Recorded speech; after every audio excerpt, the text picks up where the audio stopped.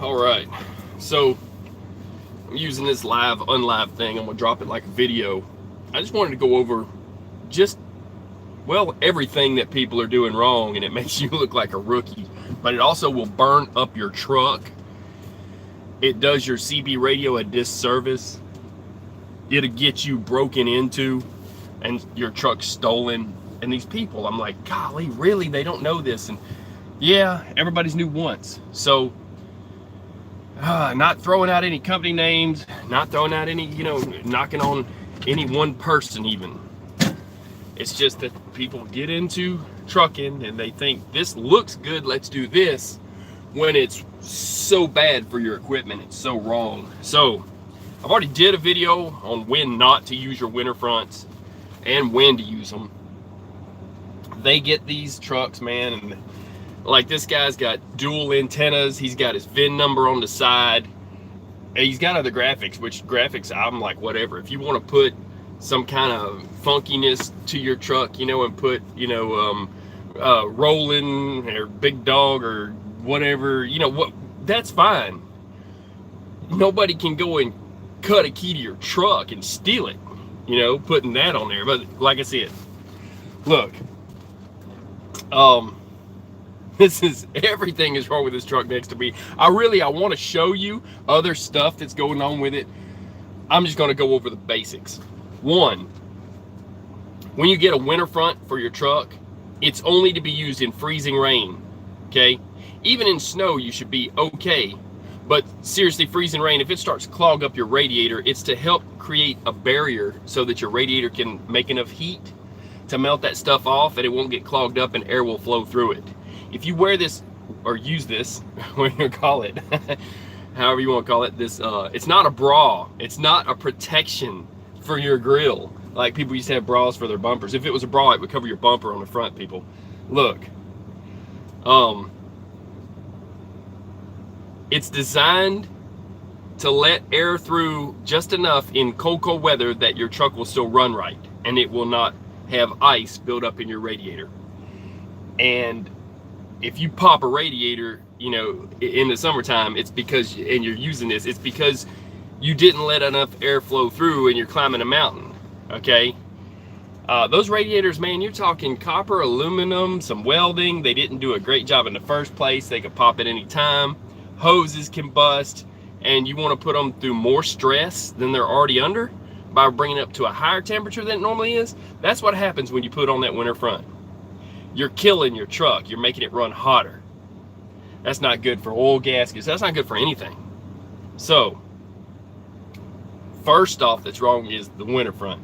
Second, he's running dual antennas. I'm gonna tell you, I could just about draw you a picture, but you could draw it yourself, okay? If you look from a top view of an 18-wheeler, and if you look straight ahead and straight behind you, if you're on the highway, that's where you'd want to communicate, okay?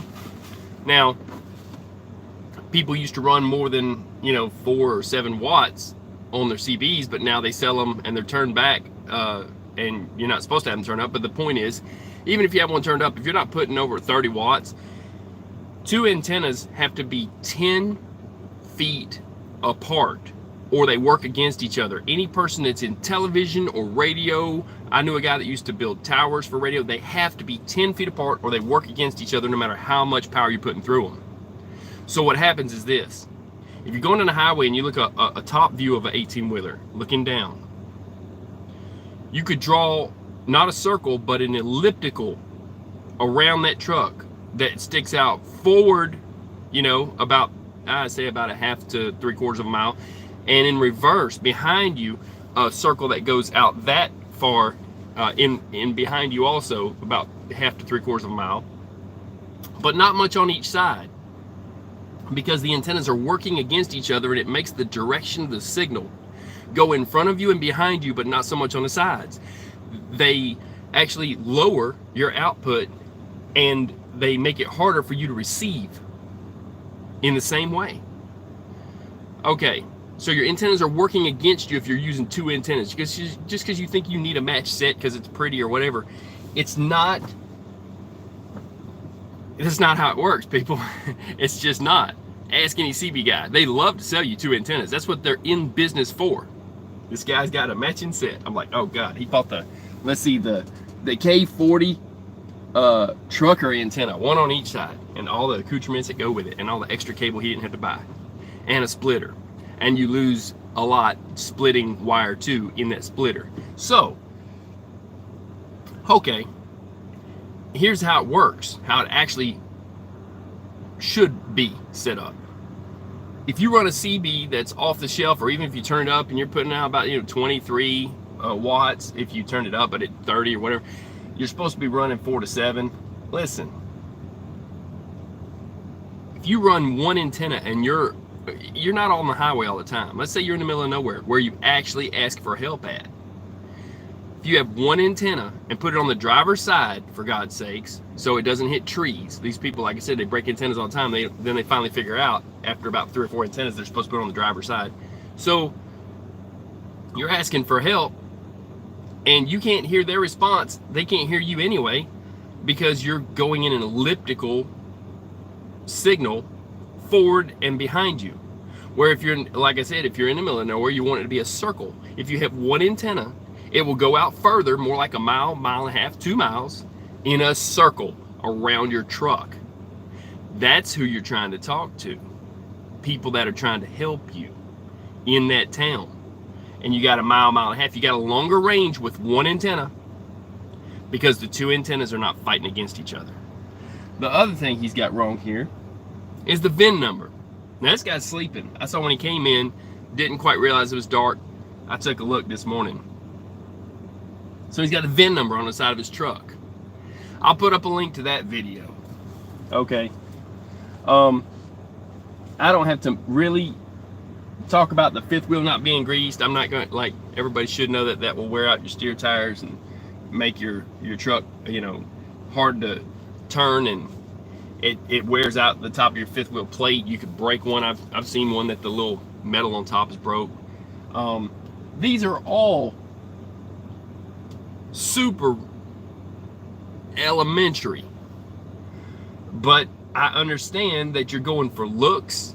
You think it looks good. You might have seen somebody else do it, and you're following their bad example. I'm just gonna put this up there like that. If you're a new driver, we can tell. That's all I'm gonna say. We can tell. So if you want to help yourself, run 1 antenna. Don't put VIN numbers on your truck. Don't use a winter front when it is 60 degrees outside. It's maybe 55, 60 degrees. It's nowhere near snow. There's nowhere around here you can go for snow. And this truck looks like it was just washed.